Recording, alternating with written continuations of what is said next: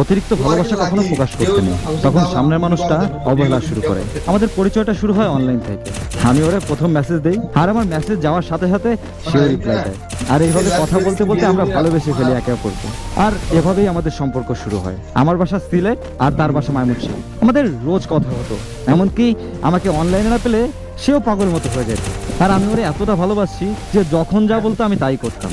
আমি ওরে এতটাই ভালোবাসি যে খাবার সময়ও পাশে ফোন নিয়ে বসতাম। রাতে ঘুম ধরলে ফোনে সাউন্ড হাই করে ঘুমাতাম, যাতে সে মেসেজ দিলে আমার ঘুম ভেঙে যায়। হাজার ব্যস্ত থাকলেও ওর মেসেজে রিপ্লাই দিতাম। ওর সাথে ঝগড়া হলে বা রাগ করে থাকলেও আমি ফোনের দিকে তাকিয়ে থাকতাম যে কখন একটা কল আসবে। তা আমাদের সম্পর্ক আলহামদুলিল্লাহ ভালোই চলতেছিল। তারপর আমরা পরিবারকে জানাই আমাদের সম্পর্কের কথা, আর আমাদের দুই পরিবার মেনে নেয়। কিন্তু তখন আমি ইন্টার সেকেন্ড ইয়ারে পড়ি। সে জানতো আমার বাবা নেই, বাবা ব্যবসা করতো। আর বাবা মারা যাওয়ার পর আমাদের ব্যবসা দেখতো আমার খালার জামাই। ধীরে ধীরে আমাদের বিয়ের কথা হয় দুই পরিবার থেকে, কিন্তু সমস্যা হয় ওর পরিবার আমাদের কাছে 20 ভরি সোনা চায়।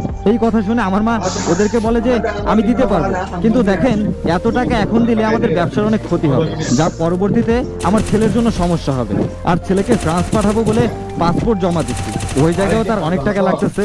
আমরা এখন মেয়েকে রিং পরায় রাখি, আমার ছেলে যাওয়ার পর পর তোমরা যা চেয়েছো তাই দিব। পরে আমার দিকে তাকিয়ে আমার মা বলছিল 12 ভরি সোনা দেবে, কিন্তু ওর পরিবার মানেনি। ওরা যা চেয়েছে তাই দিতে হবে। ওরা নাকি যা চেয়েছে তা পেলে ওরা মানুষকে বলতে পারতো যে 20 ভরি সোনা দিয়েছে। তখন নাকি মানুষ এই সোনাগুলো দেখে ছেলে বেকার এই কথা বলতো না। সত্যি কথা বলতে আমার মানুষটা অনেক চেষ্টা করছে যাতে আমরা এক হই। তখন ওর মা বললো ঠিক আছে, ছেলে যাক, পরেরটা পরে বুঝবো। আমার মা অনেক বুঝাইছে। পরে আমার মা রাগে আমার কাছ থেকে ফোন নিয়ে নেয়। ওইদিকে সে অনেক কল দেয়, কিন্তু আমার কাছে ফোন ছিল না। এর কিছুদিন পর আমাদের আবার কথা শুরু হয়, কিন্তু ওই মনে মনে ভেবে নিয়েছে যে আমি ইচ্ছে করে ফোন ধরিনি। সে বলছিল আমার মা নাকি ওরে আনতে চায় না, কিন্তু আমার মা বলছিল দরকার হলে আমি হয়ে মেয়ের বাসায় যাব। আমরা দুই পক্ষ কথা বললে সুন্দর একটা সমাধান বের হবে। কিন্তু আমার মাকে আসতেও দেয়নি। আর ওই থেকে শুরু হয় আমার প্রতি ভালোবাসা কমা। আর তখন থেকে ইচ্ছে হলে মেসেজ করতো, ইচ্ছে হলে কল দিত। আর এইদিকে আমি তার মেসেজ বা কল দিলেও সে অনলাইন থাকলেও আমার ফোন ধরতো না। কল দিলেও সে অনলাইনে থাকার পরেও আমার ফোন ধরতো না। কল বা মেসেজ যখন ধরতো না তখন কেন ধরনি এই কথা বললে সে বলতো তার কাছে এত সময় নেই।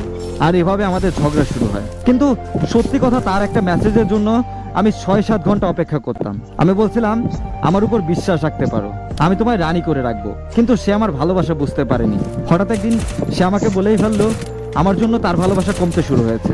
ওই কথা শোনার পরেও আমি ওরে ছেড়ে যাইনি। ও একটা কথাই মনে মনে ঠিক করে নিয়েছিল, ও আর আমার সাথে থাকবে না। তারপরও শেষ 2টা কথা বলেছিল, সে যদি আমায় নাও পায় সে আফসোস করবে না, সেটা ভাববে যে আল্লাহ তার জন্য নাকি আমাকে মঙ্গল হিসেবে রাখেনি।